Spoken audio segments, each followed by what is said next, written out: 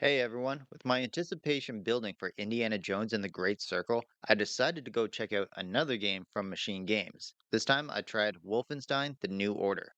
Wolfenstein is a franchise that I haven't touched in years, probably since Wolfenstein 3D, and even still back then, I would have played it very briefly at a friend's place or something like that. So, with the modern Wolfenstein games all being on Game Pass, I figured this would be a great opportunity to re engage myself with the franchise and help figure out where Wolfenstein The New Order should be in your backlog if it passed you by as well. Wolfenstein The New Order takes place in an alternate timeline where the Nazis won World War II, and this creates a lot of opportunities to tell a new story within a familiar setting. Everyone is aware what a general World War II setting would look like and what would be era appropriate, but the types of stories that can be told in this timeline can range from ultra realistic to extreme science fiction and anywhere in between, leaving the developers a lot of space to navigate how they want the story to be told. The game itself is a first person shooter, and for the most part, the gameplay works quite well. Especially towards the beginning of the game, I found myself playing it kinda like a Call of Duty where ammo, health, and armor was pretty plentiful. However, that's not even close to how I ended up playing the second half of the game. As I progressed through the chapters, I found myself needing to use more stealth and in constant search for ammo, especially as some of the enemies became bullet sponges. In fact, I started playing the game in a similar way to how I would play certain areas of a Last of Us game. Crouching, searching for armor and ammo, using a throwing knife to take out an enemy without alerting any others, and working my way through levels like that. Because once you're into the later levels and you alert an enemy to your presence, the ensuing barrage of bullets coming towards you could be a bit overwhelming. Now, something that could have made things easier for me, and it's entirely my fault for not making use of it, was the upgrades within the perks. Because I just started playing the game like a Call of Duty game. I just went through chapter after chapter running and gunning, using the same weapons and progressing through the story.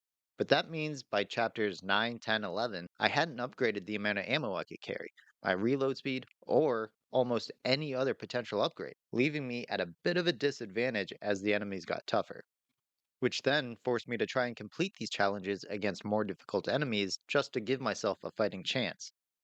Another thing that made it a little bit more frustrating than it should have been at moments is the game's ability to register picking up supplies. Sometimes it tells me I can pick up armor that looks like it's multiple feet away from me. Other times, I could be standing directly above it, staring right at it, and the game wouldn't register there was something for me to pick up unless I angled the camera in the exact perfect way.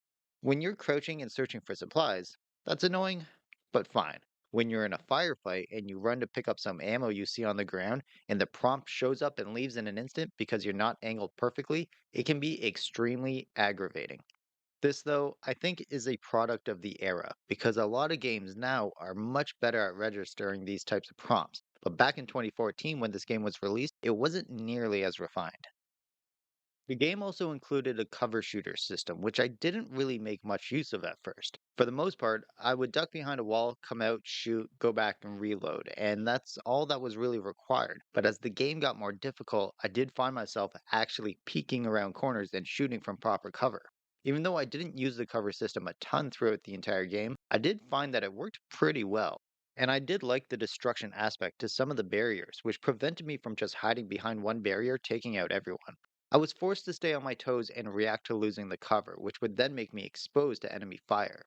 Another aspect to the gameplay is the inclusion of a weapon wheel, which I did enjoy. However, by default, the way to bring it up was to hold the right shoulder button on the controller, which to me is how you cook a grenade before throwing it, especially since a single tap of the right shoulder button is how you throw a grenade in this game. So I, on a pretty regular basis, would try to cook a grenade from behind a wall, go around a corner and throw, but instead, as I was rounding the corner, my weapon wheel would just pop up, leaving me completely exposed to enemy fire. Again, this was completely on me for not being able to break that habit, and potentially something that I could have changed in the settings, but I did just find it a bit of an odd choice to make it hold the right shoulder by default. In terms of the story, I thought it was rather generic to start. World War II and take out a bunch of Nazis, but as the story progressed, I found myself getting more interested in where it was going. Not so much because I think it was an extremely fascinating story, but because it started to become a bit more absurd and I was really intrigued with where they were going. Towards the beginning of the game, there is a decision you need to make, and it apparently does affect the rest of the game. To what extent, I'm not entirely sure because I only did the one playthrough, but there is a second timeline if you choose differently. Either way, though, from what I am aware, the vast majority of the major story beats remain the same. The story starts to take some interesting turns, resulting in some unexpected level locations towards the last few chapters, but overall, I ended up enjoying the story more as it kept surprising me.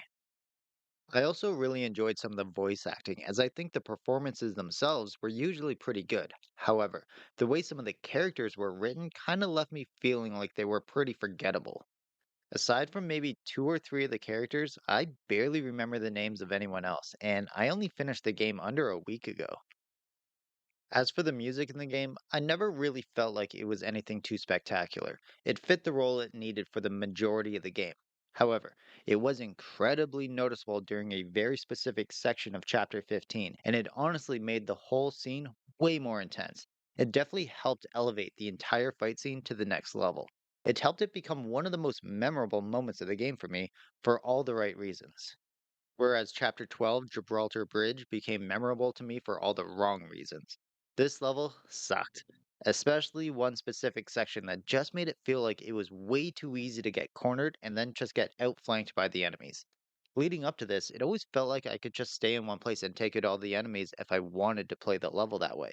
But for whatever reason, this level felt like it would continuously spawn more and more enemies unless I reached the next checkpoint. I probably tried this level at least 10 times, constantly running out of ammo, constantly getting trapped in corners as I searched for more supplies, and constantly getting taken out. So eventually, I just tried running through it, taking out who I needed to in that moment, but forgetting about restocking or getting to cover. I just booked it past the area and just kept moving forward. And by the time I finished the level, I felt like I had taken out 30 less enemies compared to when I would get trapped and have to fight my way out, which makes me think it was just spawning more and more enemies until I moved forward enough or died. Which, to be fair, is a totally fine way to design a game, but I never felt like that was how any moment in the first 11 chapters leading up to it was designed, so I never guessed it would just change for this one area.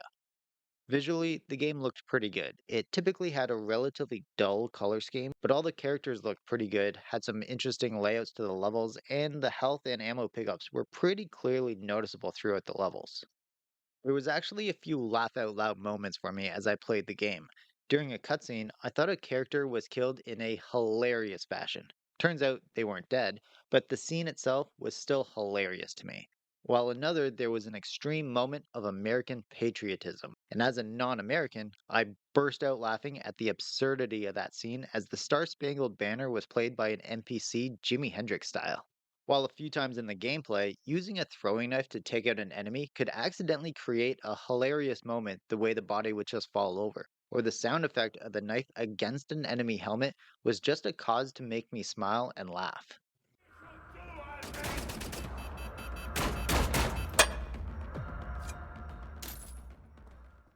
But with all those great moments, there was some negative aspects to the game. Personally, I dislike bullet sponge enemies. Basically, juggernaut type enemies who just drain your ammo. I tend to find them boring enemies to fight, and as the game goes along, you fight more and more of them, which just tends to lead to more tedious combat sections. I also found the inconsistency in the game's ability to register if you were looking at a pickup or not to be extremely frustrating. Too many times I'd be staring at an item, walking back and forth 7 times over just to get the camera angle in the perfect spot for the game to register it. While not a massive deal, it's the type of thing that ruins the flow of the level as you spend way too much time just staring at the ground.